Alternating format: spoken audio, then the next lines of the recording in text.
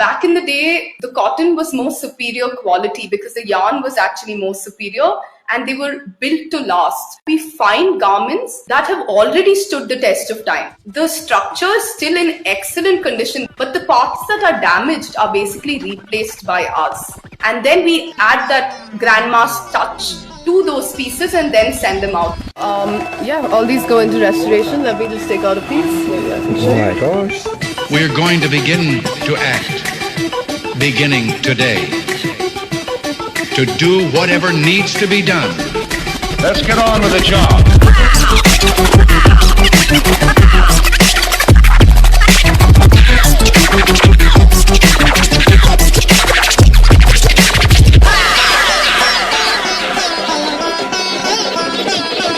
Yeah, Bohemian Pursuits podcast. Welcome to the Bohemian Pursuits podcast, set to unleash the creative in you, with your hosts, Mickey, aka Mix of the Comic, and Epi. All right, welcome to another episode of Bohemian Pursuits, and today we have with us Priyanka Muniappa, who is an artist, an illustrator, a designer, a macro photographer, and also the co-owner of the clothing brand Grandma Would Approve. Welcome to the show, Priyanka. Thank you so much, guys. Thank you for having me. It's really amazing to be on here. Hey Priyanka, really excited to have this conversation. For our listeners, the reason Priyanka is a bohemian of the day is because, well, she likes old clothes. She likes old clothes very much. On that note, Priyanka, what is grandma approved? So, Grandma Would Approve, actually. Grandma Approved is the other end of it. But Grandma Would Approve is basically an experimental waste management studio where we work with post-consumer textile resources and textile waste. And we basically upcycle, recycle, and restore and also reconstruct these garments to last another 50 years, if not more, and basically circulate in the market for a longer time. So it's the idea that we can breathe new life into the old and revive or resurrect pieces that need to have a chance to see another light of day. So that's basically the whole idea behind the brand. And the values of the brand and the philosophies of the brand are based on our grandmothers and their philosophy towards sustainability. So the idea of the brand is that anything that we do, any decision that we take, it would be approved by any grandmother out there because the ideology is rooted in sustainability, and the philosophy is inspired from the same identity or the same energy that grandmothers as a whole hold. So that's basically the idea. And also the fact that grandmas were the original pioneers of sustainability. Their practices of mending, fixing, upcycling, these practices are they're timeless.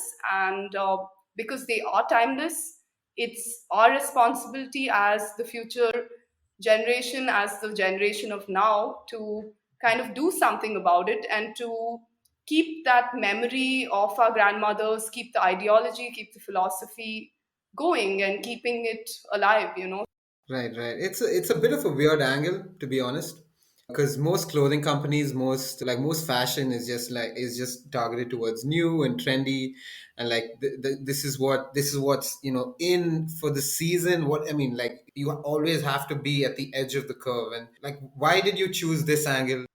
So both my partner and I, Anugrah and I, we haven't been traditionally trained in fashion design, both of us. So because of that, it was just natural for us to approach it from outside the box rather than from within. So we've always approached the brand from the outside, and we've always looked at the brand or thought of the brand as an anti-brand brand, because we are like, it doesn't have to really be the same way that brands function. It doesn't have to be with the same motives. It doesn't have to be with the same, idea of capitalism. That you can still run a brand successfully. You can still run it well, but you can do it, with using the raw materials of passion, of inspiration, of art, and of aesthetic and design and values, and the like the old philosophies can still be incorporated, and they can always be,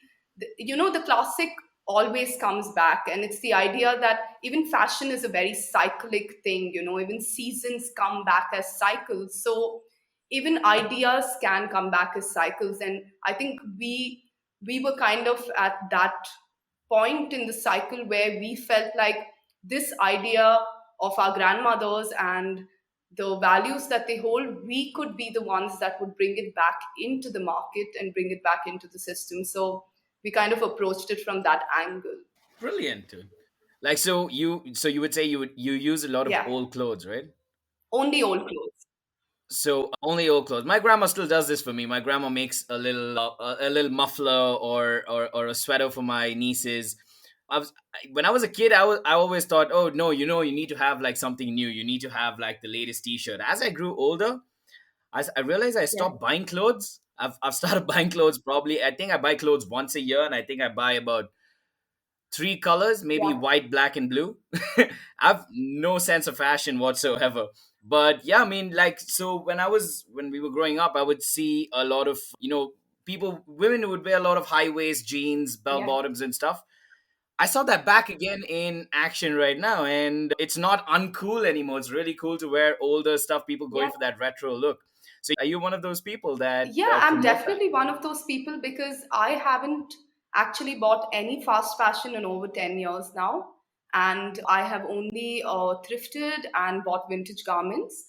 And because in NIFT, in under fashion communication, we were taught a course called Costume Through the Ages. So they basically made us study about costumes from as early as the Egyptian civilization all the way till the 2000s, So we learned why certain garments were designed to match the society then, why certain designs were apparent in certain period. So, like during the World War, why did suddenly all the cuts get more formal and got more stronger? Because those were the times that people were living in, and it was so influenced by war and influenced by the army. So the cuts and the silhouettes were extremely sharp, and more sleek.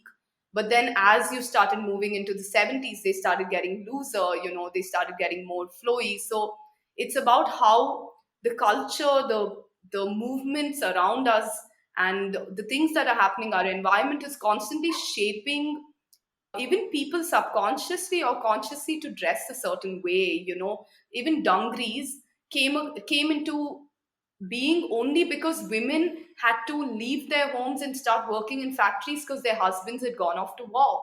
So they needed to start running the factories. So they needed something that was comfortable, that they could work in. So like they would wear their husband's garments, or they would wear their husband's denims, or it was these kind of things. Like, so it's always been, the culture has always influenced the fashion of the times. And so I'm definitely somebody who is an advocate for vintage garments because, of course, they're all collectibles. If you look at it from that angle, if you start investing in buying unique vintage garments, and if you take care of them and if you keep them in prime condition, you could potentially sell these garments for a lot of money in the future. And I'm talking about a lot of money because it's about the fact that these pieces will not be found anywhere else, or they'll be really hard to find in good condition. So for me, I've been looking at vintage as an investment because at the end of the day,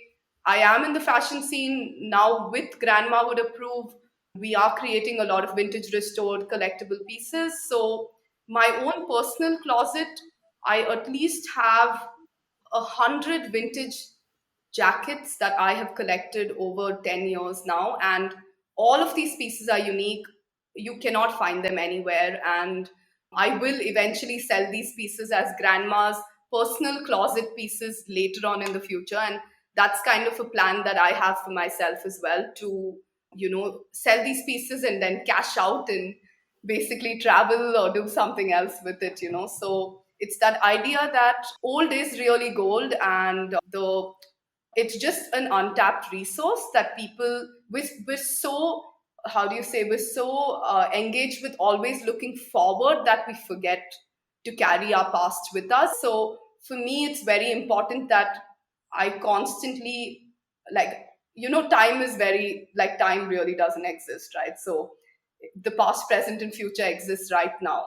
So for me, the idea that I can hold a piece that is 50 years old, 60 years old, that I have that piece, and right now I'm 28, I can keep this piece for another 25 years even. And some of my pieces could even reach a century by the time I'm probably even 50 years old.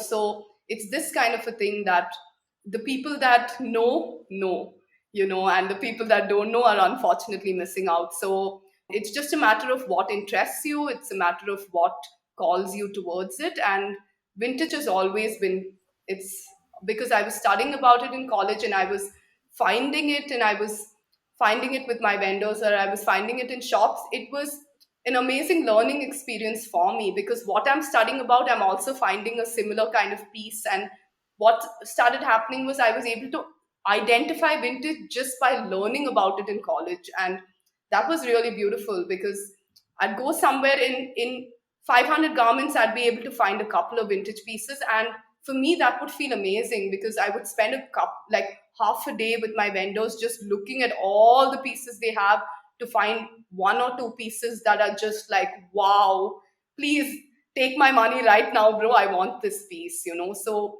it's from that place. And it's also the space of, like, back then for me, I did want to dress up well. I was in college, I wanted to look good, I wanted to, kind of, I was still figuring out who I was and stuff. And it was actually, in fact, during college, when I was 19 years old, that I applied for Vipassana, and I went for my first course. And it was after Vipassana, when I came back to college, that I started seeing NIFT as the institution that it really is. I started seeing the fashion industry for what it really is. And even if people would, like, even if people would be fake, or would try to be something else, I would be able to see through it. It's as though, like, the veil had been lifted, and I was able to see things for what they were. So for me, it's kind of, I could never turn my head away from the lies and the destruction and the exploitation that the fashion industry was really engaging in. For me, it was always in my face. It was in my face that forests are getting cut off just to make some factories. It was in my face that water bodies are getting polluted with all the dyes and all the microfibers. It was in my face that so many, like, GMO seeds are creating dead soils. The farmer suicides are all linked to the fact that GMO seeds are, like, killing the soils. And that is why the quality of cotton over the years is actually reduced. It's not gotten better. And that is why cotton now comes in cotton blend. It's not a cotton, just a cotton, it's cotton blend, because the the quality has gotten inferior because of the kind of exploitation that's happening. So it's these kind of realizations that just made me kind of open my eyes and say, no, if I'm going to be a part of this industry, if I'm going to do anything for this industry, I cannot be a machine to anybody's part, or a part to anybody's machine, sorry. And I can't be like a machine. I need to be conscious, and I need to be my own person. As much as I want to get into it, I mean, as much as I want to get into, time is not Time is real. not here. I'm curious about what you think about culture and fashion of today, of society as we live in now. I see a lot of sustainability. I mean, a move towards sustainability, people becoming more aware. Would you say that the fashion industry is going to move towards in a more sustainable direction? Definitely, our clothing is going to move towards a more sustainable direction, whether the brands join on it or not. I know that it's going to come to a point where the customers will demand that your products be sustainable. It's that also, like, right now, people don't want to invest in a piece if it's not slow fashion, or if it's not made consciously, if the artisans aren't being paid well. Nobody wants to pay for it. Like, of course, there's a huge section of the market that still has to buy fast fashion, that because it's a thing of affordability, for people. Like, it's the people who have, it's the people who basically have a lot of resources, who probably come from a lot of privilege, that maybe can buy things that are more sustainable and, support a more sustainable cause. But I do hope that it becomes a norm, and some kind of policy or some kind of rules and regulations are laid out, where there's a kind of taxation for how much pollution you create. I feel like these things need to come from policy. Only then these changes can happen, like for small brands like Grandma would approve, we are doing things in our own capacity of what we feel is conscious and right. But if you think of it, if it has to change on a larger scale, it has to be through policy. The government has to intervene, and the policies need to change around the industries and about production and overproduction and stuff. So I feel like it's many different things working with each other right now. It's many different things working with and against each other, So I feel like I was able to convert three of my tailors to change their perspective towards sustainability. They coming from fast fashion factories, So if that can happen on such a small scale, I do believe that people have the ability to change, and they have the ability to grow their own mindset. So it's a matter of that as well. Who are really the influencers Can and you who are really beneficial to our artisans to take them forward. right. Can you go a little bit into that? How were you introduced to these tailors, and how did you get them to move out of fast fashion? Um, as I say, when you're ready, it all kind of falls in place. And I was ready to start the brand. I was ready to do it. And my elder brother, he used to run a design studio in my basement. So he had shut down the basement for about 3 years. And the tailor that used to work for him, luckily went to Singapore and worked in the Reebok factory there as a supervisor for 2 years. And by the time I came back with the idea that I wanted to start the brand, he had kind of gotten international exposure, and he had gotten, he had understood what international standards are, So when he came back, he was much more confident. From the man that I knew, he had grown.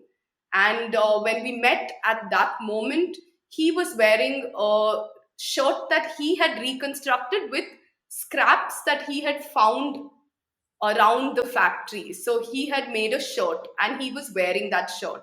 So my partner and me, when we met him, we looked at him and we were like, this is the kind of stuff we want to make. We want to mix it all up, we want to match it up, and we want to make something interesting. And he immediately understood. There was nothing lost in translation. Everything was understood. And I said, come to work from next month, let's start, and that's how it basically started. And when we started scaling up, when we got our second guy and recently our third, I put it on him to find somebody that he will be comfortable working with, because so he's a Tamilian, so he found a guy that he had worked with earlier who's also a Tamilian. So they both are like bros. They work together. He guides him. It's a very nice environment because everybody's learning from each other. And then when the third person came, he had also worked with both the tailors. So when he came, it ended up being like all three friends again in a space, and I arranged their machines opposite to each other, so there's constantly exchange, and they're constantly looking at what the other is doing so that they can suggest or give suggestions or correct or anything like this, so that way it's a very nice exchange that's happening. And in fact, in my brand, there's no hierarchy. My tailors don't treat me like I'm their boss. They treat me like I'm with them. So for me also, like running the brand for 2 years with them, I don't even raise my voice at them, nothing. I give them complete creative freedom as well.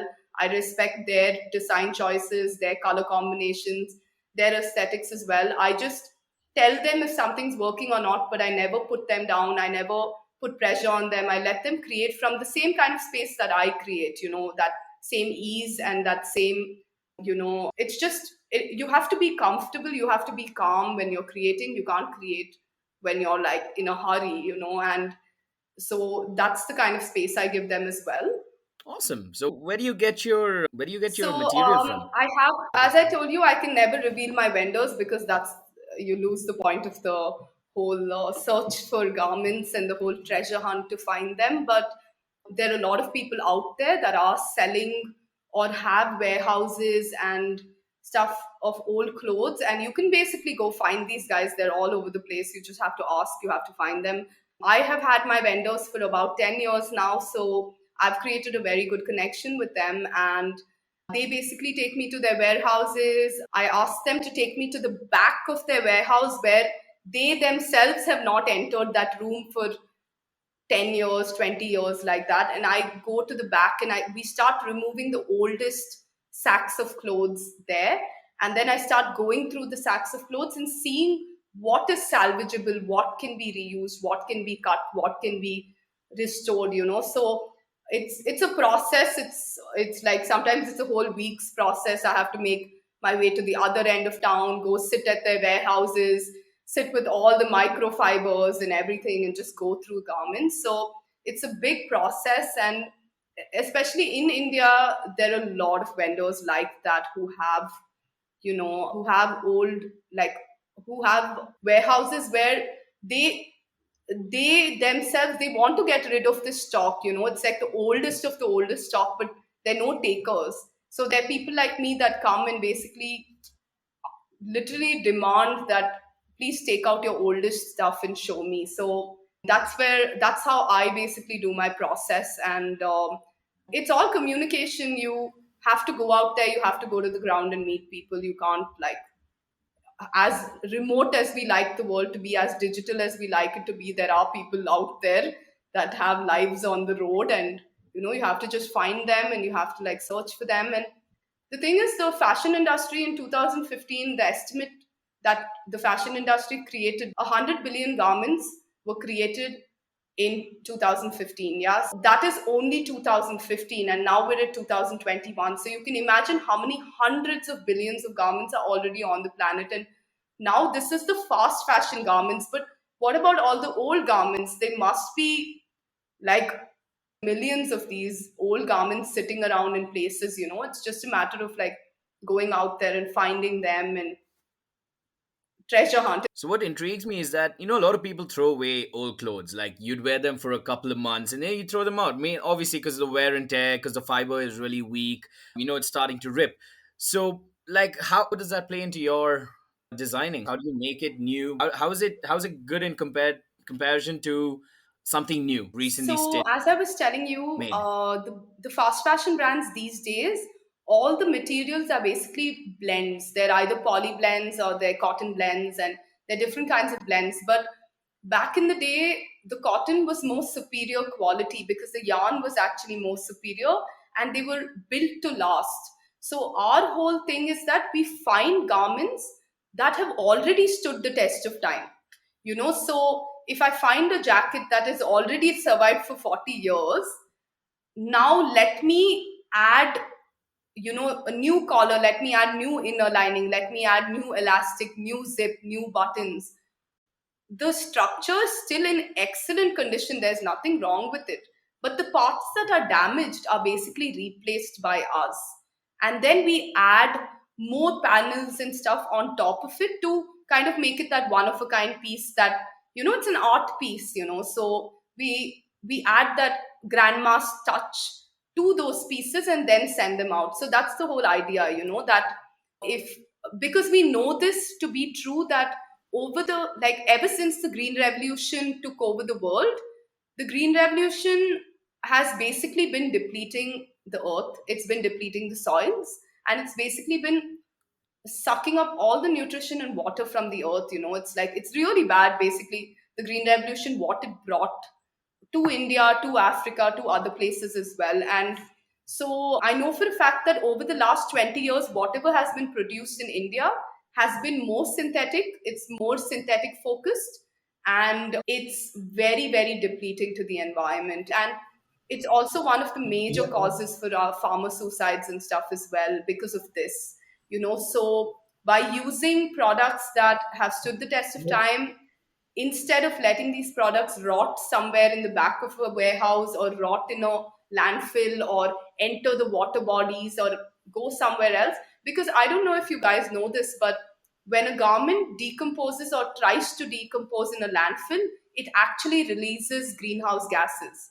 So cotton releases methane gas. So you could now imagine that every cotton piece of cloth that has landed up in a landfill and is decomposing is actually releasing methane gas. So, like this, polyester doesn't even break down. Even after 100 years, polyester stays the same in the landfill. So, now what?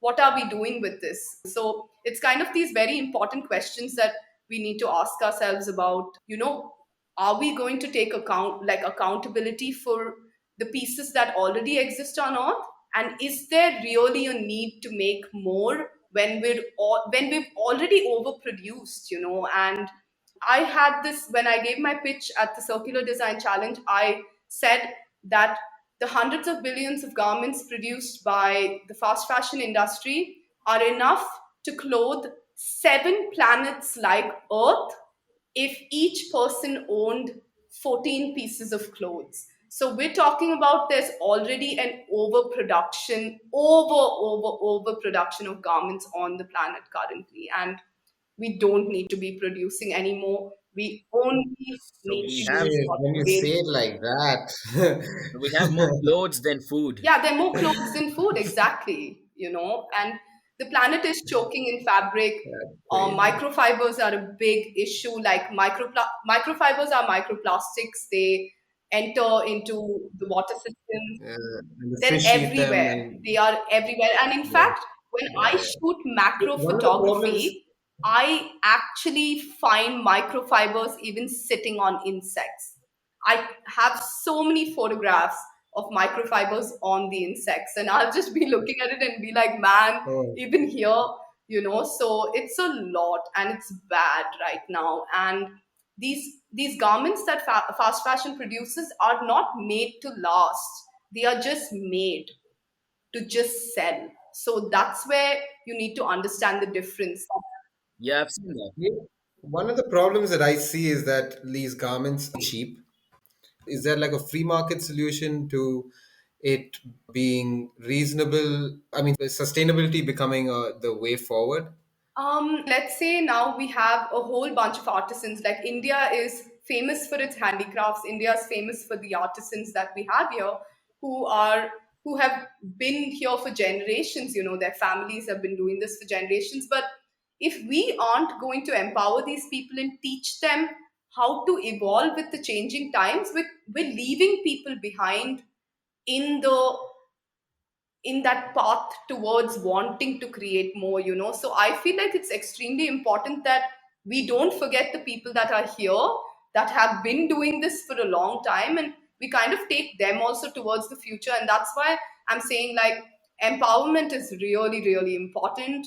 Teaching people is really important. And More just sweatshops. communicating and transferring that digital knowledge to these people also, and making them a relevant part of the system, because the artisans get paid the least, and that is the problem. The artisans need to get paid the most, and it has to change. And that's why I feel like even the system is so warped, because every time you look at capitalism, it is a warped system. It's not really keeping the artisan in mind, it's keeping the consumer in mind. So all of these kind of things need to change. And that's why I was saying that when policy changes, something can change. It has to happen from that height so that it can trickle down as well. But brands like mine, who are doing sustainable work and who are supporting a lot of people, these kind of brands, we're doing the work. Like, we don't necessarily, we're still doing it because it's our calling and it's something that resonates with us, and it's kind of the driving force for us. But hopefully, we hope, as people hopefully get conscious of themselves, of their environment, that they'll make better decisions. You've run Grandma Would Yeah, Approve now for two yeah. years. Is We that right? started in 2019, So like how November. what I mean, what was your process initially? How was have you seen that process change over time? And like what's your process now for like creating So pieces? right now, I don't feel the process has changed much from when we initially started. I just feel we've become better at doing it. We've just gotten more comfortable with it, and it's just become more seamless. So I can say that's definitely been something for us, and I feel we're also more confident now because the way we're being received by the market, even though the pandemic has happened several times and it's just been coming, and we're still staying afloat, we're still supporting our artisans, we're still supporting our tailors. So somewhere it feels like even though it's slower, of course we're not making as much as we were in the beginning when the market was open, but we're making just enough to sustain our tailors. So for us, that's at least important, that we're able to sustain these guys because they're our backbone, they're our spine. They're extremely important. Nothing happens if they're not there. Are you in favor of hemp clothing? Like hemp clothing is I sustainable. in favor of anything that isn't depleting the planet, basically. If anything that is biodegradable or degrades properly, or isn't causing harm to the environment, I'm okay with it. And it's just like, even for us in Grandma Would Approve, because we use so many garments, the idea is that we make a piece so beautiful, so amazing, that you don't want to throw it away, but rather you want to pass it on. Like, let's say the time has come now that you don't want to wear this piece anymore, gift it to a friend, gift it to somebody. I'm sure there'll always be somebody that will love the piece. Or so it's that idea of the culture of cherishing that we're kind of going for, that okay, like, let this piece stay in the market for as long as possible, or stay with people for as long as possible. So I'm definitely an advocate for sustainable fabrics as well, definitely, because hemp is in fact extremely sustainable fiber as well. And initially we were looking at using parts of our like inner lining and stuff for hemp. We were thinking about this, but currently we're only working with old clothes, so we're not looking at using natural and sustainable fibers yet. But I think maybe it'll open up. You never know. So we're a very small team. It's just my partner, me, and my three tailors. So we literally do everything from running the brand to designing to photography to everything. I like the idea of what you just said of handing over the clothes to another person, probably to a friend, probably to a relative. But the fashion industry in whole has created this whole stigma of using hand-me-downs. A lot of people still have that at the back of their heads that I can't use a hand-me-down. I mean, we grew up with Exactly. hand-me-downs, right? Like all of us grew up with hand-me-downs, except for Abraham because he was the oldest kid, so he didn't get no No, but hand-me-downs. dude, I had older cousins, and we used to get. I was damn lucky. I used to get hand me downs like from Italy. Like my cousins are all abroad, so I get hand me downs from all over the place. And I had all this like Benetton when I was 3 years old and 4 years old. I was very excited. It wasn't hand me downs for me, dude. It was like, yeah, I'm fucking wearing Benetton, yo. I didn't have no hand me downs because I'm the only Mhm. boy in the house. Everyone else is a girl. So yeah, they had to buy me new clothes. Yeah, I Do you had still hand me have hand downs me because downs? of my older brother and sister. So they were always like just dumping their clothes on me because they were like, okay, I'm done. Here, take it.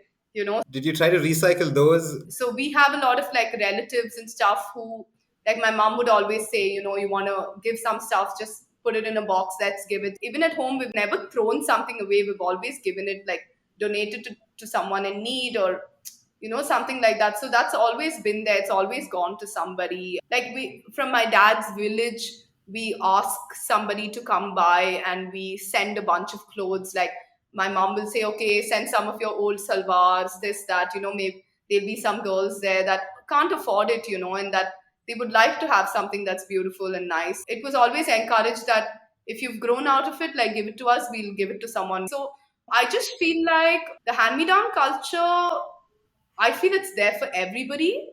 It's maybe social media that's messing things up for people, where they want to feel relevant all the time. So they want to feel like they're adorning themselves with something new and branded and all that. But I feel like it exists in everybody's home. Yeah, and that's why the name, even Grandma Would Approve, because even those three words, Grandma Would Approve, everybody knows what that means. There's no you just know what it instantly means. You don't have to like question, oh, what does grandma would approve mean? No, it means what it means, and it's the same thing as well with hand me down culture as well. It's there, it's always been there, and it's a part of our history, it's a part of our So heritage, how do it's you part of our culture. And it's just a matter of remembering, it's like, it's just a matter of remembering. how do you promote that? How do you get people to wear hand-me-downs? I mean, like a lot of people would be a little uncomfortable, wearing somebody else's stuff. What we've noticed is very few people give us that attitude of, oh, it's old. Very few people. The first thing is the logo of Grandma Would Approve does half the work, because when we put that signage there, the minute people see it, they immediately associate it to vintage. So we have been able to cater to an audience from as young as 18 to even as old as 65. So even the super old people, immediately when they see the grandma, they giggle or they laugh at it, and it's such a nice conversation starter for us, because then we can explain to them why we're here and what we're doing and everything. So for us, luckily, it's been a really good conversation starter. And of course, my partner and me, we are the best dressed when we go to sell our garments at pop ups. So, because of that, people literally come up to us and say, make me like you before I leave this place. So, we'll be like, please come in. We'll show you what we have with us. So, a Wow. lot of times, it's not just about the art piece that you have on your wall, but you have to be a living breathing piece of art, and for us it is that as well. I do consider myself to be a living breathing piece of art. I don't only think that I am just an artist or I am just a designer. I am art. And if you were to see me in a social setting with where we have a pop-up and stuff, I know for a fact, whether you're into fashion or not, you will show up at my stall and you will say, I want something from you guys, and luckily for us, that's the space that we've been, because both of us have been in the fashion industry. Yeah, like my partner, he's a fashion stylist. He's been styling for 5.5 years. I've been a designer. My brother's in from NIFT. His wife is from NIFT. My sister's in design. Like, we're literally all in this space. And my brother's friends, his classmates are basically currently the leading heads of the industry. My sister's friends are the leading heads of the industry. So even my classmates are all like, having really big jobs in the fashion industry. So we basically know everybody. So because of that, it's not hard to kind of get that message out. Do all these heads of industries all see eye to eye with with the vision of grandma I would approve? I feel like it's that same thing how I couldn't ignore the dark side of the fashion industry. I think it's the same way how they can't ignore Grandma Would Approve now, because it's right in their face. They better just absorb it and they take what it's putting out there, because it's relevant and it's Oh, important. dropping some heat. And it's important, man. We're doing important work, we're Right. doing relevant work, we're doing conscious work. And whether anybody sees it or not, we're How did still it? doing it. We're still spreading the message in our own way. I was curious because I was wondering if the industry itself is is moving or transitioning towards So sustainability. I told you But about yeah. Ursula de Castro, and she's our mentor right now, who runs the Fashion Revolution. So she basically, working with her now, that is what she's been pushing for the past 6 years, the transparency and accountability that fashion brands need to bring to the customers, to the public, that how transparent are they, who are making your clothes, who is making your yarn, who is doing all the things behind the scenes. So because of people like Ursula, and even for a brand like Grandma Would Approve to be mentored by somebody as influential and as important as her, I feel like this is the direction that the industry is going. And there is going to come a point where people will have to change their entire business model and renew it in order to stay relevant, or they're just going to get exhausted. Like, these brands that are not going to be sustainable are just going to wither away, and just their fire is going to burn out.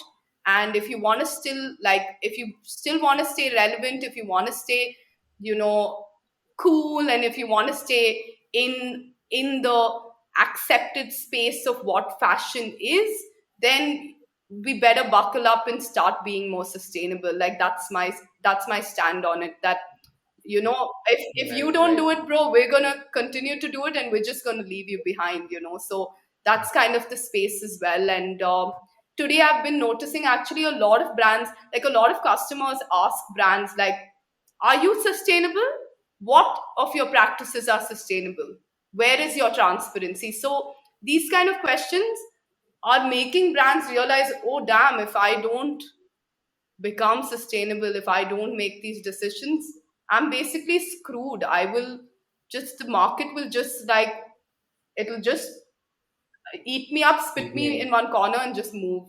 And it's like that. And it's kind of Right, cutthroat. right, It's right. it's a bit crazy out there. So that's what I was talking about. Authenticity is extremely important, staying true to who you are, and staying authentic, everything works out in your favor. And because when you're authentic, of course you're keeping everything else in mind, the environment, the market, your customers, everybody. So it's important.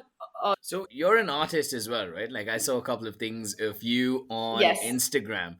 You have some amazing art, I must say. People should just go and check out her This page, Cosmic Disco. So I saw a couple of pieces that you've done, so a couple of paintings that you've made. Are you incorporating any of this stuff into your fashion as well, into the So clothing? my art and my design, there are no lines or there are no boundaries between the two.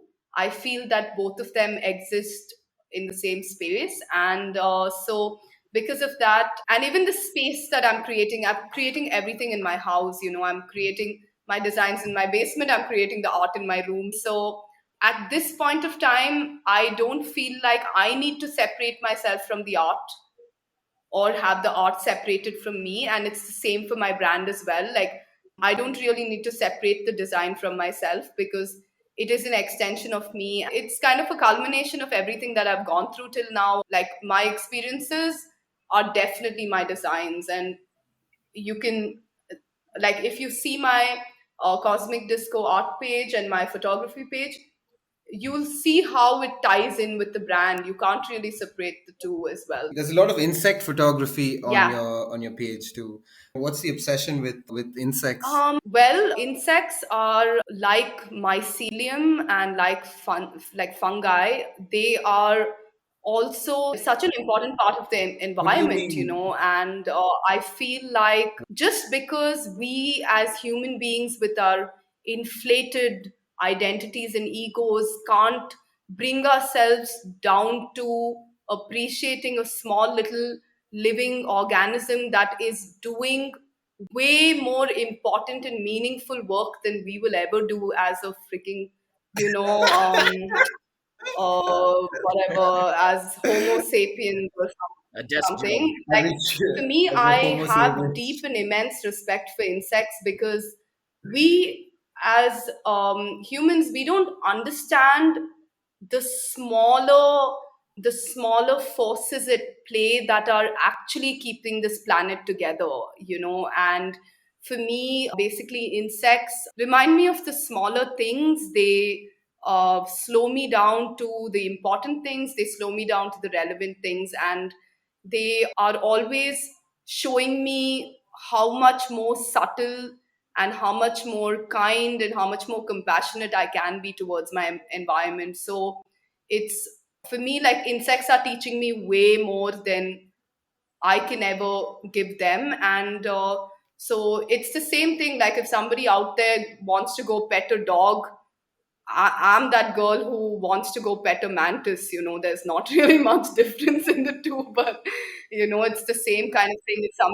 that's the first time I've heard a girl If say that. somebody's obsessed with cats, then I'm obsessed with mantises or spiders. It's the same thing. And Dude, spiders are creepy, dude. Spiders are Spiders are creepy. awesome. Dude, what is wrong with they're you? so You cute. know, Do you like you, snakes also? Sorry, Do you like snakes everything, as well? everything. Yeah. no, Super I my draw the kind of line. girl. I draw the line at flying, like these flying insects is just too much for me because I don't know if these things are going to fly into like my up my nose, into my ear, into my eye, like a bee. I will shit myself like if a bee comes really close to my face. I'm No, man. shit They scared are of so like flying, the important. buzzing, the bzzz. They are so Yeah, important to I the get that. environment, I mean, in fact, and in fact, like I have noticed something you, in the past 3 years since I've been documenting insect, the population has decreased by 40%. The population of insects. So that's really alarming, and then you would wonder why there's so many natural disasters happening, so many oh, fuck. Oh, oh, I can't say the word right. Cataclysmic cataclysmic, events. And cataclysmic. you wonder why could this be happening? Why are there so much flooding? Why is so much of this happening? It's all biodiversity loss. We're really not thinking about these populations at all. They are so damn important for the balance of the planet. And Yeah, there's a delicate balance in ecosystems, and I'm sure the practices that humans have, I mean, unconsciously, we have been like using these ecosystems to our advantage. And maybe that's what's showing up right now. Exploiting Uh, the what? ecosystems? Exploiting it. Yeah, Exploiting it. exploiting it. I Completely mean, but the exploiting it. intention wasn't to exploit it, right? Like, yeah, I mean, but the intention isn't to exploit it. The intention is that we get clothes, like everybody is clothed, or everybody No, has not clothes, or only that, right? It's everybody has food. in the name of development, the kind of like the greed or selfishness or whatever that comes on off in the name of development, that is what is alarming. That's what's like, oh my god, why are we removing so many beautiful historic forests and rainforests in order to have palm oil plantations? Why are we doing that? Because at the end of the day, if nature exists with everything else, and if you're going to plant, this is the theory, right? Monoculture appears like it's giving a lot to the people, but if let's say a pest attacks 1,000 acres of some crop, 1,000 acres of that crop will be wiped out because of that one pest. But let's say if it was mixed cropping and many different things were growing in the same place, the pest would come to one, two, three things. It'll sit on those, ruin those, but it wouldn't ruin 1,000 acres of crops, So it's this kind of thing that mixed cropping, mixed farming, mixed forests are what keep that delicate balance going, and the minute we move towards monoculture, the minute we move towards fast fashion production like this, it's all a monoculture state of mind, and the minute we move into that, then we're kind of like driving ourselves to our own death in some way, I mean, but we also live in a time when we have the least hunger in the world. Not in the world, in humanity. There's the least number of people hungry in the world. There's the least amount of poverty ever that's ever existed in humankind. pre-pandemic, not I'd say, post-pandemic, like, but yes. pre-pandemic maybe, like pre-pandemic. I mean, yeah, dude. What I mean is, pre-pandemic, yeah, let's take pre-pandemic, but like pre-pandemic, what I'm saying is, yes, we have abused environments and ecosystems, and we've used it to our gain, but we've brought about a lot of good because we've done it. Of course, there are better ways to do it, and we are slowly learning better ways to do it. And I think the only way is if, like you mentioned, if people started to make conscious decisions about about the choices that they make. If they're more conscious or more better well read about the choices that they make, that would be one way to do it. But to get rid of a system that has got us here seems a little. I mean, I don't think we tear it down. I think we like We can make it improve better. on it, and I think that's what You you're doing know, by grandma would approve, yeah, right? so I think like we're definitely challenging the norms and we're definitely challenging the system, and hopefully more people will like catch on to this, and hopefully more people will get influenced by it. In fact, if you, I don't know, of course you guys wouldn't have known about this, but in the pandemic, during the pandemic, all the NIF students across India and a lot of fashion students across the world were basically asked to create garments with the clothes that they already had available in their houses. So, because they were all at home.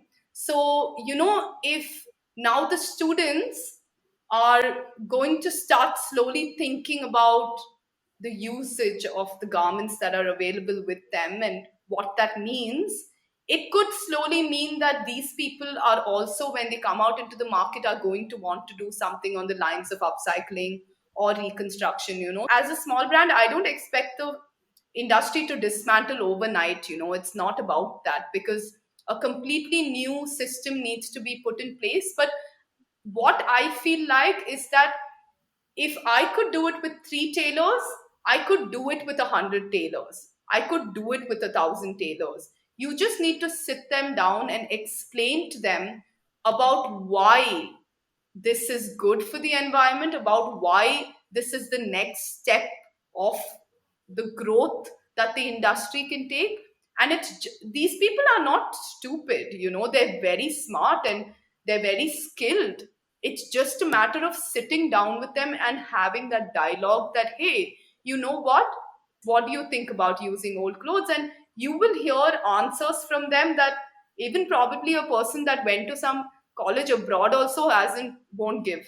And this is what I'm saying, like, it's about what you do with this information that you learn, so that you can come and you know impart that same information to your local communities, so they can also grow and they can also do better. So I know for a fact that after my tailors, whenever they do leave me and whenever they do go out into the world by themselves, the kind of information, the kind of experiences I have imparted on them, they can spread it to other people as well, and they can create a ripple effect as well. So this is something that I believe, that no matter how small that effort, it can have a ripple effect of its own, but the effort needs to be consistent. How the ripple goes, it's left up to the ripple, but you're starting somewhere, and that's really important. Yeah, Yeah. this is why are you so passionate Why am about I this? so passionate about this? Because I'm sick of the fashion Yeah, industry. this is I'm sick of its shit. I'm just sick of everything that it does. And Dropping I'm really bombs. tired of it, yeah. Like, like, you know, we have to carry the guilt of what our seniors have screwed up the industry. We have to carry the guilt as the juniors of the industry, and why do I need to carry the guilt of my seniors? Because they didn't reach any state of some like awareness or consciousness. Why should I carry the guilt? It's left up to me to, like, I can't sit and freaking think about all the, how do you say, the forests and all the things that have been cut down. I have to, like, today what can I do? I can go out there and plant more trees. I can go out there and do something. I can go out there and make some change. I can go out there and start a ripple. And that's why I'm so passionate, because I'm sick of, like, I'm just sick of all this unconscious behavior. I'm sick of all this non accountability. I'm sick of all the depletion. I'm sick of all the exploitation. And, like, what am I going to, how am I going to transmute this sickness into something that is, that's good, something that's important, that's beneficial, and that's sustainable. So that's why I'm passionate. when did you realize when did you realize that this is what you wanted to do? um Maybe 2 years before starting Grandma would have, Was that about. right? Was that an No, incident so or what? as I was saying, I went for Vipassana when I was 19, and I had just joined NIFT when I was 18. So a year into NIFT, and then I went for my Vipassana meditation course. And following that, I started questioning the industry. I started questioning what we were being taught, and we were only being taught to create. We weren't being taught to recycle and upcycle. So Right. for me, the constant question in my mind was, how can I how can I be taught only to create, but to create at no end, without reducing or reusing something. So for me, this was like a constant question inside myself, like, like this voice of reason constantly telling me, if you're going to create something, you better reduce something or you better reuse something. So it's always been there. I'm 28 now, so for a good like 7 years, this has been the internal dialogue inside me. Don't, like, only create when it's necessary, only create if you can reduce something, if you can reuse something. So it's always been the pushing factor. And yeah, when my partner and I, we were deciding about the brand and we conceptualized about it, everything just made sense. It made sense why I loved upcycling my mom's saris. It made sense why I liked shopping for vintage. It made sense why I like designing clothes for myself. Everything just made sense. And when like, it's that, right? Like, when you're ready, and you just have to, get the engine running. And that's kind of the space that I was, because I'd been trained as a designer to think like a designer for so many years. I like being in the like learning photography, graphic design. I felt like I wanted my design process to be more tactile. I didn't want it to be digital. Like, I didn't want to sit and make digital art. I didn't want to sit and make something on a freaking app or something, because I'm not putting the color. The app is putting the color. I'm not drawing the line. The app is drawing the line. It's making the line smoother than it is. It's not like the rough edges that my work has.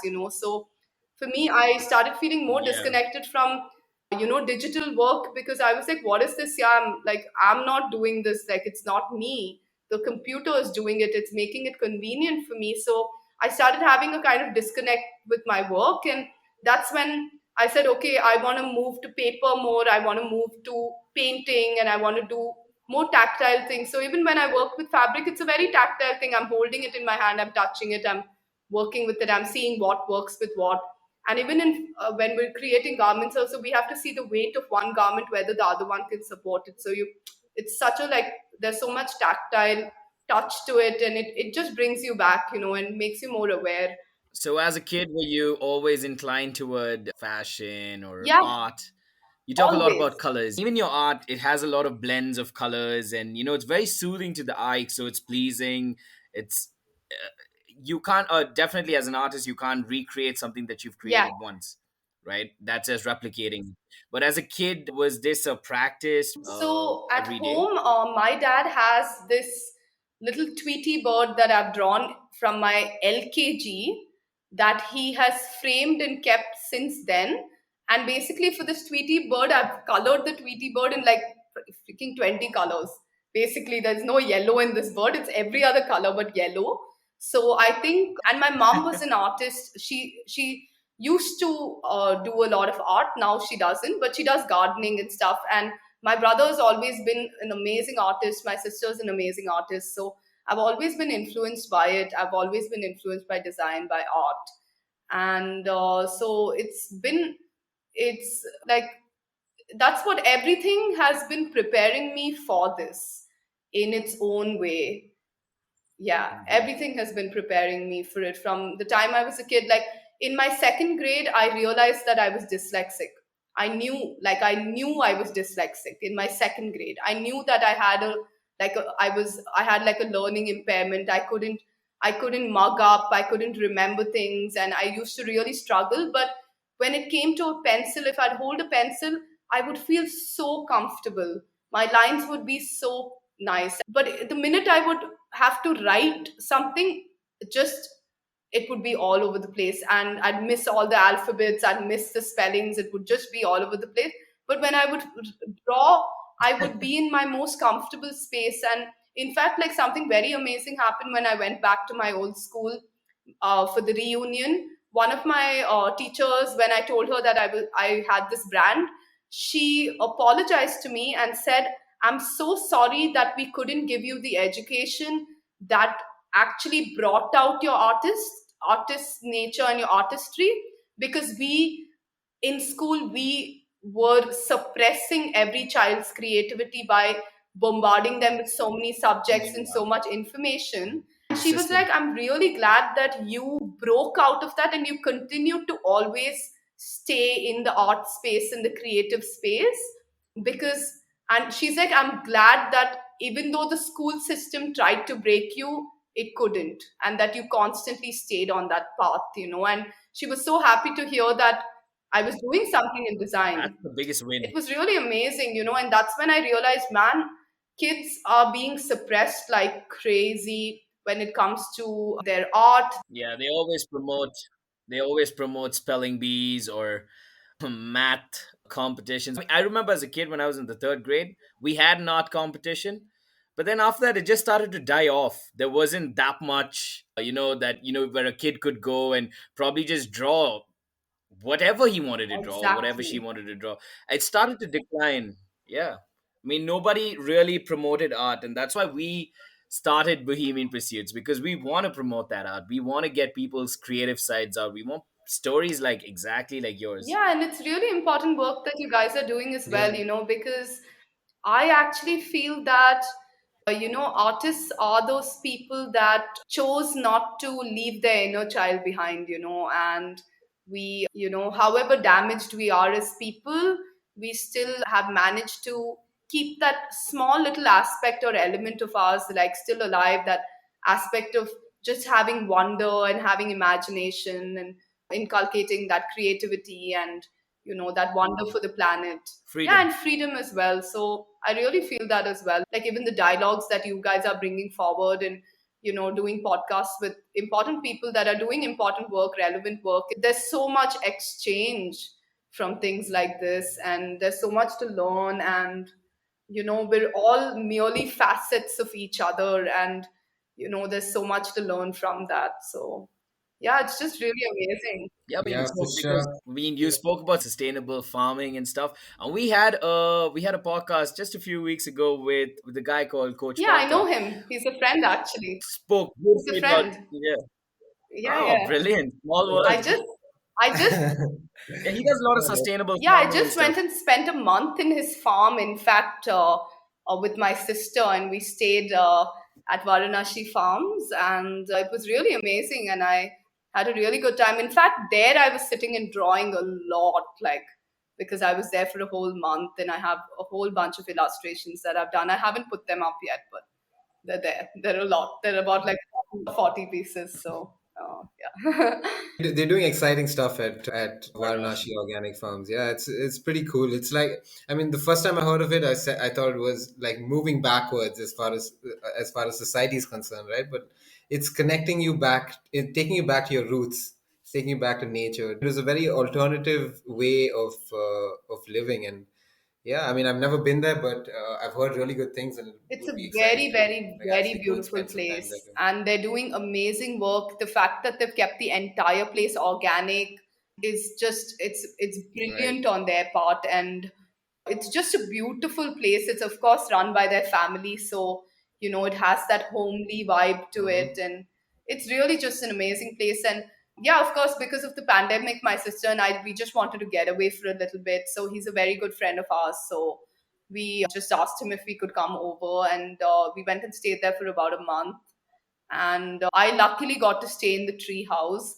So I was chilling in the tree house, Very cool. and Yeah, it he was spoke about it. beautiful. Like, it was really beautiful. Of course, there's a lot of spores, and you're like hit by a lot of mold and stuff. So you have to keep all your stuff inside all the time. And you have to be careful because you'll be inhaling a lot of mold and stuff. But it was like, it was wow. It Right. was really beautiful. I had a spectacular time just alone in the tree house, just playing music, playing some jazz, and just like chilling out there, drawing. Must have been really interesting to just spend time alone in the treehouse. You're thinking clearer, you're thinking better, because as an artist, that's what you need. Exactly. You can't have a cluttered mind to sit down and draw something. That's why I'm guessing the 40 Yeah, 40 pieces. pieces. Actually, I was going to make 80, but I keep getting a swelling in my hand here. So whenever the swelling gets bad, I just like chill out a little bit, and then I come back to it. So of course I can't overwork myself. So my hand itself says enough, enough. now you chill out for a bit. So yeah, but I'd love to meet you guys in Don't pursue person so much sometime.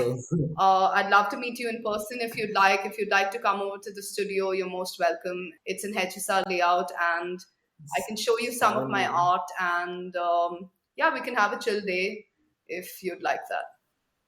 For sure, maybe you Yeah. could teach us something about fashion as well. I mean, we have three colors that we Sounds wear. 100%, interesting. Yeah. 100%. I'll bring all my old clothes and I'll Yeah, come. 100%. I'll, Please I'll bring you all my come old by clothes. and spend the day. So what's the future of Grammar would approve? So What's Grammar going to So approve soon? currently we are I'm getting a fourth tailor in November, and we're going to be like increasing production a little bit. And so the plan is to send our products abroad. We don't really want our reconstructed products to be here because I'm actually undervaluing my reconstructed in India. So through Ursula is going to be making me meet some retailers in Europe and in other parts of the world as well. So we're looking at kind of expanding and having our pieces sent abroad because the culture already is rooted in vintage, it's rooted in sustainability, it's rooted in reconstruction. So I can get the value for my product there. So I'm looking at that in terms of expansion, growth, and stuff. I don't want to like have a very, very large team because I like to micromanage things and I like to manage it well and like to manage it easily. It shouldn't be like it gets heavy for me and I just feel like stressed every day when I sleep or something. I want to sleep with that ease, that everything is good. So I will only take on my hands how much I can. I don't want to take more than that. I hope to travel a little bit with my partner so that I can have a bit more nature experiences as well, so that like even my art and stuff can evolve and it can get better. So even my design, of course, will get influenced when my art evolves as well. We're Really? also getting the opportunity to do a couple of fashion shows abroad as well. So Ursula has just told me to do the work, stay ready, and keep my products ready. So that's the plan. Just creation, man. Like I just want to create, and yeah, I want to take my brand everywhere. I see my brand kind of like the grandma community building, and I see that as like a future thing. So invest in a grandma piece now because we don't even know if people in India will be able to get their hands on this. So that's all I Buy some grandma's so clothes. that's all I can say. Maybe Crazy, you guys crazy, can crazy. resell it next It's funny. It's funny that you'd say. sometime in the future and earn a lot of dough. Yeah, So that's also possible. So it'll be like a yeah. grandma Bitcoin kind of scene, but a wearable cryptocurrency kind of scene. So I'm sure you guys can get your hands on some grandma pieces. It's funny that you would approach it like that because as we're doing the podcast, that's exactly what we're. I mean, that's exactly what we're going through too. Because like at the moment, we don't know where this is going to go. We don't know Yeah. what We don't know what's going to happen with this.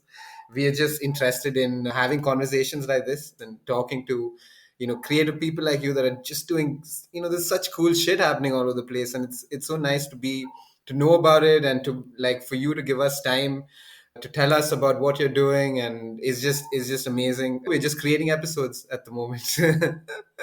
We're just happy creating Yeah. episodes. What advice would you give somebody, somebody listening to this, somebody who wants to start out doing sustainable fashion or, Um, circular design and reconstruction? the advice I think I'd like to give is like a couple of things: self preservation, self development, self healing, self love. If you don't have any of these factors that you are working actively on yourself, then don't dive into something and make that a distraction in your life because a brand is not a joke to run. Constantly designing new pieces is not a joke. Empowering your tailors, empowering yourself, keeping yourself inspired and motivated is not a joke. So, unless you feel complete and whole and confident, and you've reached a point where you feel content within yourself and you feel confident about your abilities, then with that you can go ahead and do the research and start a brand. But I would not suggest starting a brand out of just ego, or like an inflated ego, or a superficial self, or a Instagram or craving of wanting, or like a fear of missing out. It should never be these things, because you will not go far and you will not do the relevant stuff. And like, what I have noticed is that because I've come to this brand with all that strength and all that confidence and all that self love, and after all the healing and after all the work that I've put in for so many years, today what I can give to the brand is so much more than, let's say, what I could have given the brand 3 years ago or 4 years ago, when I was still figuring out even who I was, or what I liked. Or you can't, like, even for a brand like this, you need to keep an eye inside the brand, outside in the market. You need to have eyes everywhere, and it's so important for us to, Don't half-ass your yeah, and effort. for us to come with our whole selves to the brand, because the brand cannot give you anything. You can give everything to the brand, and you can make the brand what it is. The brand will not give you anything. Like, as I said before, if you show up half-assed, your brand will be half-assed. I'm talking about like real self-love, showing up for yourself every goddamn day, every goddamn minute, every goddamn second, so that even if you're met with 1,000 obstacles in that day, you can freaking be the boss of it, and you can handle it without breaking down at every freaking chance you get. So for me, that's what I look at it. Become strong physically, mentally, emotionally, spiritually, and go ahead and do it. And then nobody can question your motive, nobody can question your passion. It's the same thing. Like, there's no separation. So that's the advice that I can give. I don't know about you. I don't know about you guys, but I'm more pumped than I right now than I was at the beginning of the episode. He's going to love himself tonight. Yeah, so Oh But shit, dude! that was some Yeah. really good advice, and I really, that's something that both of us could resonate with. What do you do outside out the grammar would approve? What else do you Oh do? What do you man, do? ever Like since I started the brand, I have literally been on it like 24/7, because my tailors are here. We're working. They need me by their side, always telling them, if this works, that doesn't work. They need my opinion. When I'm not working on Grandma Would Approve, in some lake or some botanical garden or some mini forest around Bangalore, I literally just escape into nature, because nature is my friend, nature is my mother, nature And is your my family, inspiration. nature is everything for me. And I escape to nature. I Even my friends are extremely important to me. I have a very strong circle of friends who are extremely ambitious, passionate, and who are doing amazing stuff. So they are my constant influence. Yeah, so making art, spending time in nature, spending time with friends, and working on the rest. crazy, So crazy, crazy, that's crazy. Good stuff, man. Thanks for taking the time and Yeah, thank you to so put much. it It out was there. such an thank interesting you guys. conversation. I mean, I love that you can talk, and we should have you back definitely for another episode. We should book like maybe 2 hours with you and cover everything else. I think this has been our longest episode so far, Yeah, for so sure.